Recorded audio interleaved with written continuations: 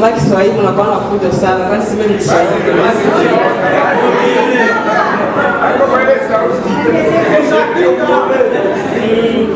Mimi nasema asante kwa siku ya leo. Mimi kwenye mimi naushaka ma product basha bambia vya mingi. Mimi kwenye mimi naushaka ma produce na mimi naushaka kwa Goma. Niliingilia kiseni. Mwache fujo kusikia vile tuleta hapo. Ndivile? Ndio.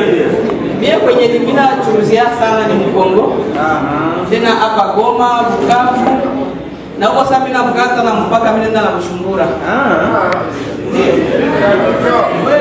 Sio na sauti ya kufuranga vinakuwa kutamu. Ndio, baadhi za mingi.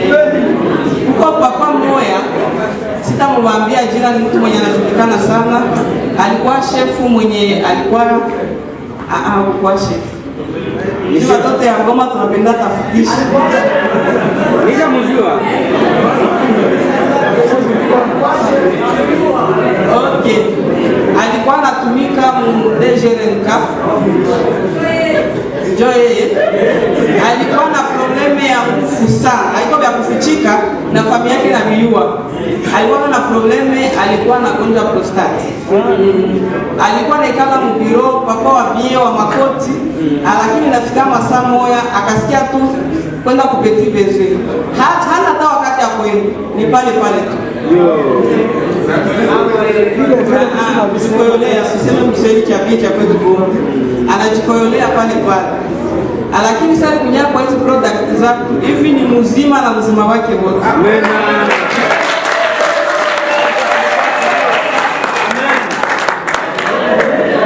Niko na mama, bajeni mama alikuwa anaolewa anafanya kazi hapa sawa. Nasikia? Okay, Erika tasema Mkinyarwanda. Mimi na baba nasema bebe kwa nani ba kwetu Kongo hapa. Sio wa mingi. Nyenye wa mingi. Tulishaona. Sasa mko wengine ba mama anaolewa anafaka hivi hata 6 ans haya zalaka. Ule mama nishasaidia karibu 10. Hivi yuko na watoto, yuko na watoto na wengine na watoto.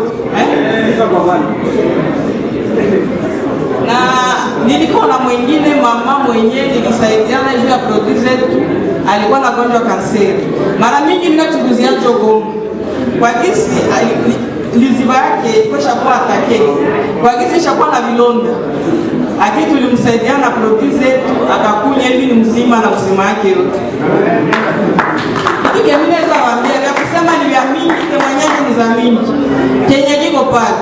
Simuliza niko milioneri. Ni juu ya furaha ya kupenda kwanza ya kwanza alliance na kusaidia watu.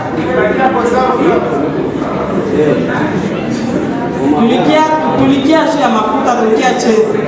Sawa, asante sana.